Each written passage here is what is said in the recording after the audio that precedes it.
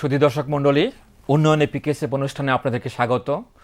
প্রতি রবিবারের মতো আজও আপনাদের সামনে আমরা হাজির হয়েছি পিকেএসএফ এবং পিকেএসএফের সহযোগী সংস্থা কর্তৃক কোনো কার্যক্রম সম্পর্কে আলোচনার জন্য।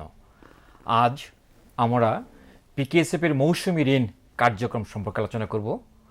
আর এই সম্পর্কে আলোচনার জন্য আজ আমাদের সাথে রয়েছে জনাব আব্দুল মতিন, নির্বাহী পরিচালক সজাগ। আমাদের সাথে আরও রয়েছে জনাব মোহাম্মদ নুরুল আমিন, নির্বাহী পরিচালক জাকস ফাউন্ডেশন। আপনাদেরকে স্বাগত জানাচ্ছি।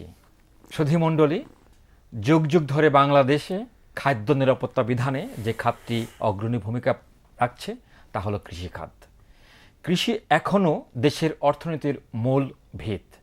আর এই কৃষির সাথে জড়িত কৃষক অনেক সময় মূলধনের অভাবে মৌসুমি ভিত্তিক কৃষি পণ্য উৎপাদন করতে পারে না।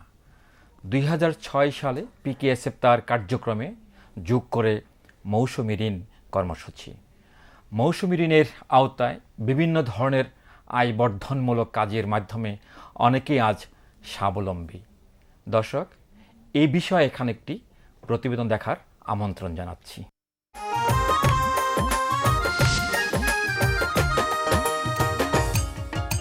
কৃষি প্রধান আমাদের এ দেশের শতকরা ৮০% মানুষ কৃষিকাজের সঙ্গে জড়িত।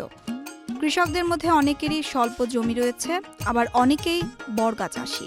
আমার নিজের কোনো জমি নাই, তো আমি মানুষের জমি আর কি ওই মানে ই করে বাগিয়ে নিয়ে আমি চাষ করি। তো আমি এখানে কিছু লোন আইনা আমি অনেক লাভবান হয়েছি। বর্তমানে কৃষকরা আধুনিক প্রযুক্তি ব্যবহার করে ধান উৎপাদন করছে, আর তাই ধান উৎপাদনের খরচ ও উৎপাদন দুই বেড়েছে। আবার কিছু কৃষক শাকসবজিও উৎপাদন করছে। এই খরচ চালানোর মতো আর্থিক সামর্থ্য আমাদের দেশের বেশিরভাগ কৃষকেরই নেই। ঋণ আনাতে ধান বুনি এবং সবজি বুনি, এতে প্রচুর আমাদের লাভবান হই। আমরা লাভবান হই। এখন আমাদের আরেকটা সমস্যা আছে কি, এরা ভুট্টার ঋণটা আমাদের দেয় না। আমাদের ভুট্টা এবং পাটের এই ঋণটা যদি সজাগ থেকে দিত তাহলে আমাদের জন্য খুব উপকার হইতো। আর এই না দেওয়ার কারণে আমাদের মহাজনের কাছ থেকে টাকা আনতে হয়।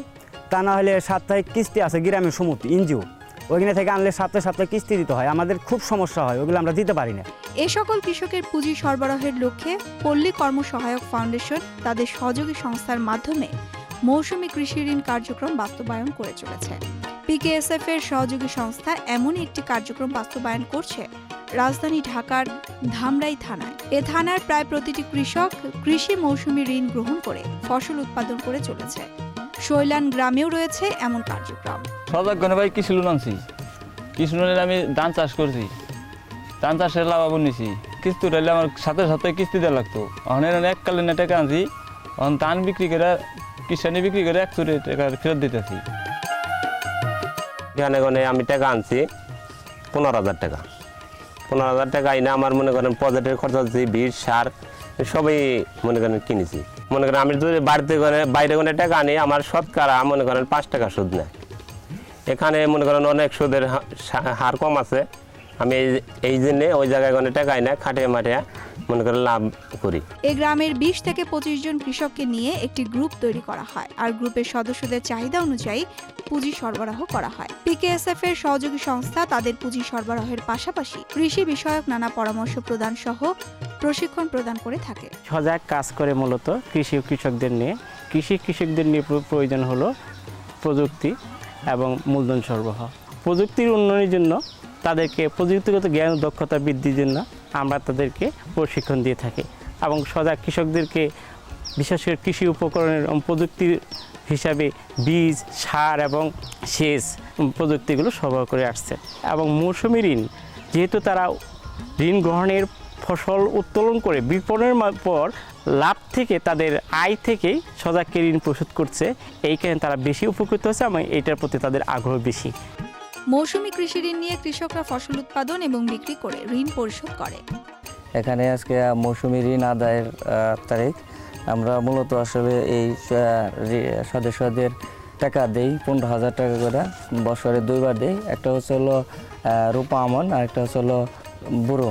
আমরা যে আজকে যে টাকার জন্য আসছি এটা হলো বুড়ো ধানের জন্য, এটা 6 মাসের জন্য দিই।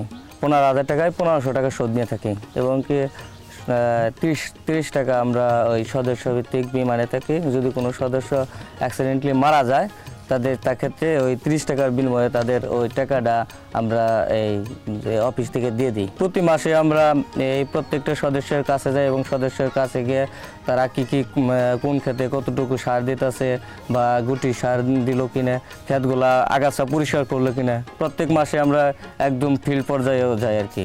পিকেএসএফ তাদের সহযোগী সংস্থার মাধ্যমে মৌসুমী ঋণ কার্যক্রম বাস্তবায়ন করে প্রান্তিক কৃষকদের পুঁজি প্রাপ্তিতে যেমন বিশেষ অবদান রাখছে, ঠিক তেমনি দারিদ্র্যের দুষ্ট চক্র থেকে বের হয়ে আসতেও বিশেষ ভূমিকা রেখে চলেছে।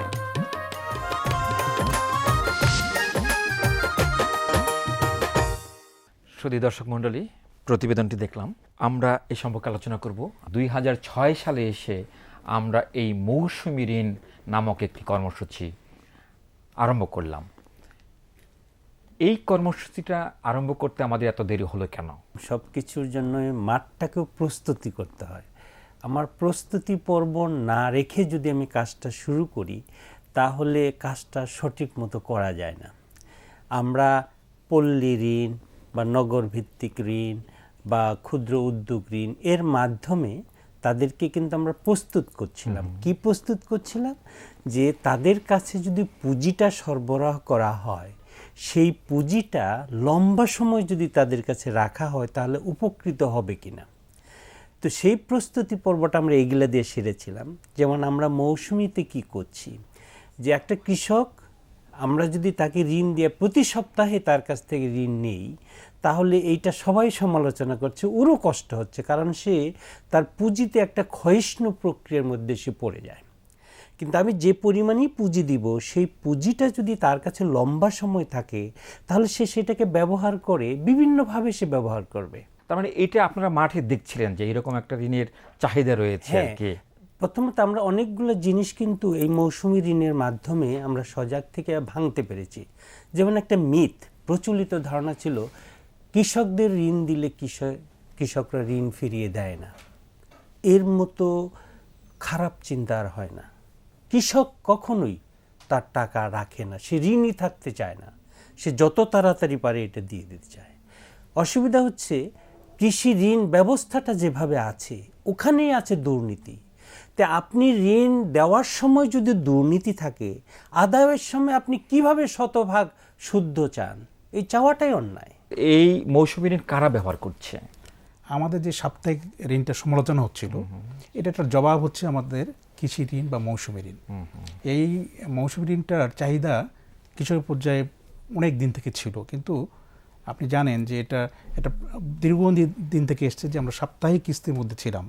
এখানে আমাদেরও একটা অভিজ্ঞতা দরকার ছিল, আমাদের কনফিডেন্স বিল্ড আপের প্রয়োজন ছিল, এবং আমরা মনে করি যে দেরি হলো, সঠিক সময়ে আমরা এটা শুরু করতে পেরেছি। কৃষকরা যে ধরনের ঋণ চাই, আমরা 5 মাস মেয়াদি দেই, আমরা 6 মাস মেয়াদি দেই, বর্ষভিত্তিক করে দিই। আমরা জানি যে পল্লী কর্মসূচি ফাউন্ডেশন কৃষি ঋণও দিয়ে থাকে। তাহলে এই দুইটা মৌসুমী ঋণ এবং কৃষি ঋণের সাথে বেসিক কোনো পার্থক্য রয়েছে কিনা? হ্যাঁ, যেমন মৌসুমী ঋণ মূলত একটা মৌসুমকে ঘিরে ভিত্তি করে, ভিত্তি মৌসুমকে ভিত্তি করে, শুধু ধান চাষ না, সেটা শস্য যে কোনো খাত হতে পারে, মৌসুমী ব্যবসা হতে পারে। যেমন আমরা যা দেখছিলাম, একটা কৃষক সুন্দর করে বলছিল যে আমরা ভুট্টা করে, এখন আমাদের ধামড়েতে অনেক ভুট্টা হয়, আমরা ভুট্টার জন্য এখনো একটা আলাদা সাইকেল তৈরি করতে পারিনি, কারণ ওরা যে কোনো সময় ভুট্টাটা সব সময় হয়। তো সেই জন্য আমাদের ওই রকম একটা পুঁজির দরকার, যেটা সব সময় তাকে তার চাহিদা অনুযায়ী দেব। এবং সেটা কি কৃষি ঋণ দিয়ে সম্পূর্ণ না, সেটা কৃষি ঋণ এখন আমাদের যে পর্যায়ে আছে, এটা হচ্ছে আমরা এটাকে এই ধান ভিত্তিক করেছি। এটা কৃষি ঋণ। জি, কৃষি বলতে আমি ধানকে বোঝাচ্ছি। জি, ধান। আর মৌসুমী ঋণ বলতে আমি সেটা ধানও হতে পারে, সেটা যে কোনো ভেজিটেবল হতে পারে, যেমন এখন সবজি সারা বছর ধরে হয়, এটা তখন আমি যে কোনো সময় এটাকে ব্যবহার করতে পারি। যেমন মৌসুমী ঋণ আমি গবাদি পশুতে ব্যবহার করতে পারি, যে একটা সময় লম্বা সময়ের জন্য পাই, যেমন 1 বছরের জন্য আমরা নিতে পারি, 6 মাসের জন্য নিতে পারি, 3 মাসের জন্য নিতে পারি, যখন যেটা প্রয়োজন, চার চাহিদা অনুযায়ী। হ্যাঁ, মৌসুম অনুযায়ী, কারণ বাংলাদেশে তো ধরেন 6টা মৌসুম, 6টা ঋতু, তো এক এক ঋতুতে কৃষকের এক একটা চাহিদা। আমাদের যে কৃষক আমাদের কৃষি খাত ঋণ কার্যক্রমের আওতায় রয়েছে, ওই কৃষক কি ইচ্ছা করলে আবার মৌসুমী ঋণের আওতায় আসতে পারবে কি? একজন কৃষক একাধিক, এবং আমরা নর্মালি দুইয়ের অধিকটা দিই না, দুটো লোন নিতে পারবে, একটা মৌসুমী নিতে পারবে এবং একটা কৃষি খাতও নিতে পারবে। সজাগের ক্ষেত্রেও কি তাই? হ্যাঁ, আমরা ওর চাহিদা অনুযায়ী, আচ্ছা, ওর এক এক সময় এক এক দরকার হয়। তার মানে তিনটে আসলে এই ঋণটা তো শুধু সেই কৃষক একা ব্যবহার করে না, তার পরিবার ব্যবহার করে। ঠিক বলেছেন। যেমন ধান আরেক জায়গা থেকে কিনে আনছে, সে বাড়িতে বা একটা গরু, একটা বাছুর কিনলো, একটা বাছুর কিনলো, বাছুরের জন্য একটা করলো। কাজেই এখানে আমরা যে জিনিসটা করছি সেটা হলো একটা পরিবারের সকল সদস্যকে উৎপাদনের একজন প্রকৃত নায়ক হিসেবে তৈরি করা। দারিদ্র যেমন বলা হয় যে বহুমাত্রিক, আয়টাও যদি বহুমাত্রিক ভাবে করা যায় তাহলে অবশ্যই সে আস্তে আস্তে দারিদ্র্যের দুষ্টচক্র হতে বের হবে। অনেক ধন্যবাদ। এটাকে যদি আমরা আমাদের একটু ছোট্ট বিরতি দিতে হবে, বিরতিতে যাচ্ছি এবং ততক্ষণ আমাদের সাথে থাকবেন।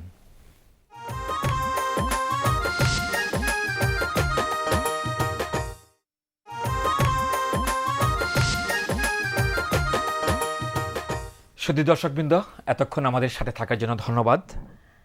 বিরতি যাওয়ার পূর্বে আমরা আলোচনা করছিলাম একটি পরিবারের বহুমাত্রিক আয় নিয়ে। জনাব নুরুল আমিন, সমন্বিত একটা পরিবার উন্নয়ন প্রকল্প এটা। আমরা এখানে গ্রামীণ লোন দেব, আমরা মৌসুমি দেব, কৃষি দেব, মানে ওই পরিবার যা চাইবে, পরিবারের চাহিদা অনুযায়ী আমরা ঋণটা সংগ্রহ করব। সে যদি ঋণ নিয়ে ঋণ ফেরত দেওয়ার সক্ষমতা অর্জন করে তাহলে কেন সে ঋণ পাবে না? সক্ষমতার বিষয়টা তো আমাদের মাথায় রাখতে হবে যে কত টাকা পর্যন্ত আপনারা ঋণ দিয়ে থাকেন।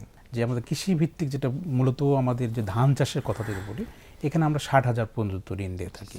60,000? জি, এখানে আমাদের শুধু ধান চাষ না, ধান চাষ করতে গিয়ে সহায়ক যে যন্ত্রপাতিগুলো লাগে, জি, পাওয়ার টিলার, প্রতিবেদন আমরা দেখলাম কিছু কিছু, আমি আসবো, লোন দিয়ে থাকি আমরা।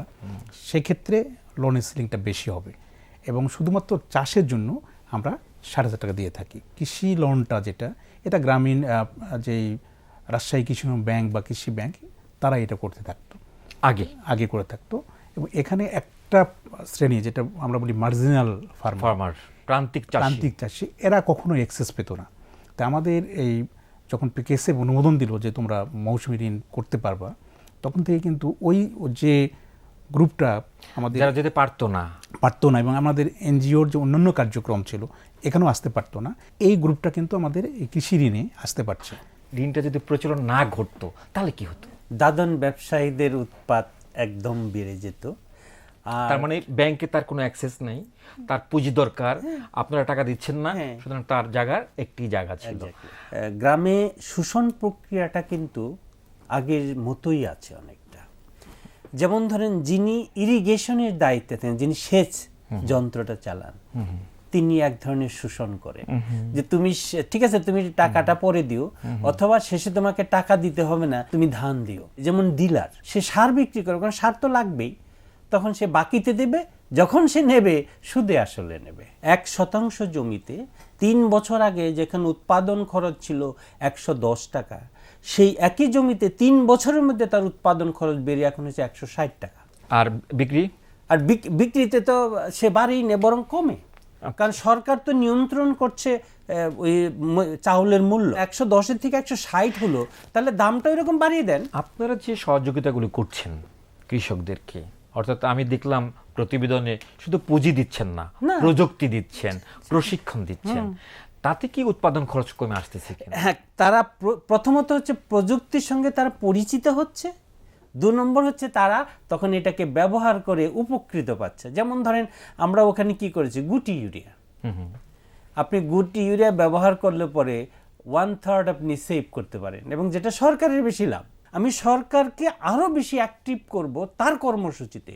সে না পারলে আমি তার কাছে যাব, সে অনেক সময় তাকে আপনি সহযোগিতা করবেন, সে আপনাকে সহযোগিতা করবে। যেমন ধরেন, আমার ধামরাইতে প্রতি বছর 20,000 ভ্যাকসিন সে এনশিওর করে।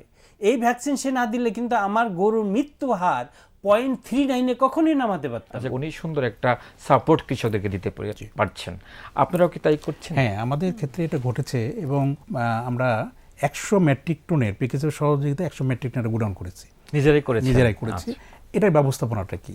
এটা হচ্ছে যে আমরা জানি যখন শস্য উৎপাদন হয় তখন দামটা পড়ে যায়, তখন আমাদের কৃষক এই গুদামে তারা শস্য দিতে পারবে এবং প্রচলিত যে মার্কেট রেট আছে সেই রেটে 80% ঋণ নিতে পারবে এবং আপনার মাত্র 6 পয়সা কেজি ভাড়া খুবই কম এবং কৃষক 1 মাস 2 মাস 3 মাস যখন মনে করবে যে এখন বাজার মূল্যটা ভালো পাচ্ছে তখন সে বিক্রি করে আমাদের যে ঋণের টাকা পরিশোধ করে দেবে। সরকারি গুদামের বা বেসরকারি গুদামগুলোর পাশাপাশি এই গুদাম মজুতের ব্যবস্থাটা করেছেন আপনারা। আপনার একটা ধানের জন্য বেশি ইউরিয়াও ক্ষতিকারক, কম হলে উৎপাদন ভালো এগুলো হবে। আপনারা কোত্থেকে সংগ্রহ করেছেন? এগুলো আমরা পিকেসেফের কাছ থেকে সংগ্রহ করেছি। কালার চার্ট দেখে বলতে পারি যে আমাদের কি পরিমাণ সার দিতে হবে, আদৌ দিতে হবে কিনা।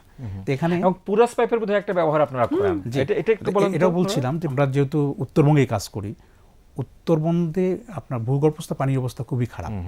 তা আমাদের এই পুরাস পাইপের ব্যবহারে যেতেই হবে এবং এই ফলে আমাদের ভূগর্ভস্থ পানির যে স্বাস্থ্য সেটা আমরা করতে পারবো এবং একই সঙ্গে আমাদের উৎপাদন খরচ কমবে এবং উৎপাদনও বাড়বে। আমরা আরেকটা খুব ছোট্ট একটা প্রযুক্তি, সেটা হচ্ছে যে সবজি জমিতে আমরা ফেরোমন ট্র্যাপ ব্যবহার। ফেরোমন ট্র্যাপ 1 একর জমিতে আপনার পেস্টিসাইড ব্যবহার করলে 10 থেকে 12,000 টাকা খরচ হয়। আমরা যদি এখানে ফেরোমন ট্র্যাপটা করি তাহলে মাত্র 5 থেকে 600 টাকা খরচ। কৃষকের পণ্যের বাজারজাতকরণের কোনো ভূমিকা আপনারা পালন করেন কিনা সেটা আমি একটু জানতে চাই।